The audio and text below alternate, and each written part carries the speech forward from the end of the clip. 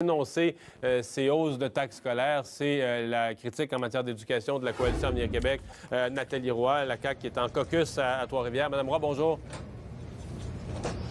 Bonjour. Vous réagissez comment? Bon, Madame Marois, hier, qui est sur nos ondes à Pierre Bruno, se choque et dit ça n'a pas de bon sens, les commissions scolaires, je vais les convoquer. Je suis choqué de ces hausses de taxes scolaires. Monsieur Dumont, j'ai été renversé. Jamais de mon vivant, j'aurais cru pouvoir voir une première ministre aussi hypocrite. C'est épouvantable ce qu'elle a dit hier. C'est gros comme la lune. Écoutez, il faut qu'on se réveille, là. Nous, en Chambre, à la Coalition Avenir Québec, là, on a posé pas moins d'une douzaine de questions. Et M. François Legault, à la première ministre elle-même, et moi, à la ministre de l'Éducation, Mme Malavoie, pour faire en sorte que les commissions scolaires n'augmentent pas le compte de taxes des contribuables. On le sait, puis vous le savez, depuis le dépôt du budget Marceau en novembre dernier, c'est écrit noir sur blanc que les commissions scolaires peuvent augmenter leur compte de taxes scolaires s'ils n'arrivent pas à faire des réaménagements avec les compressions qui leur étaient imposées. Alors moi, je les ai questionnés, je les ai talonnés. M. Legault également. Non, faites pas ça. Forcez les commissions scolaires à piger dans leurs propres revenus, dans leur propre surplus accumulé, à couper dans leur structure, à couper dans leur administration avant d'aller chercher de l'argent dans les poches des contribuables.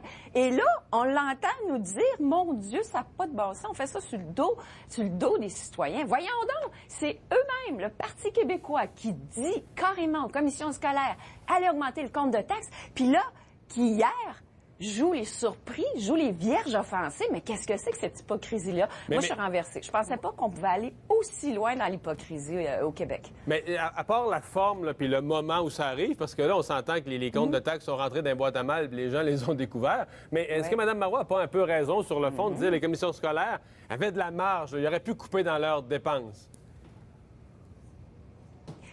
De toute façon, depuis le début qu'on leur dit qu'il faut aller chercher dans les surplus accumulés, nous, on a même fait à la Coalition Avenir Québec, on a fait une conférence de presse pour dire qu'on exigeait que les commissions scolaires fassent un plan de réduction des dépenses. Parce que vous savez, tout ce qu'on s'est amusé à nous répondre au gouvernement, Mme Malavoie la première, c'est que les commissions scolaires étaient des gouvernements autonomes et faisaient ce qu'ils voulaient. Alors, on leur a donné un chèque en blanc, faites ce que vous voulez, on s'en lave les mains, et là, on joue les surpris. Voyons donc, vous leur avez donné un chèque en blanc, vous leur avez dit allez taxer le monde. Et là, on fait comme si on est choqué. Voyons donc, c'est inadmissible, c'est hypocrite. Je suis renversée, je vous dis, M. Dumont.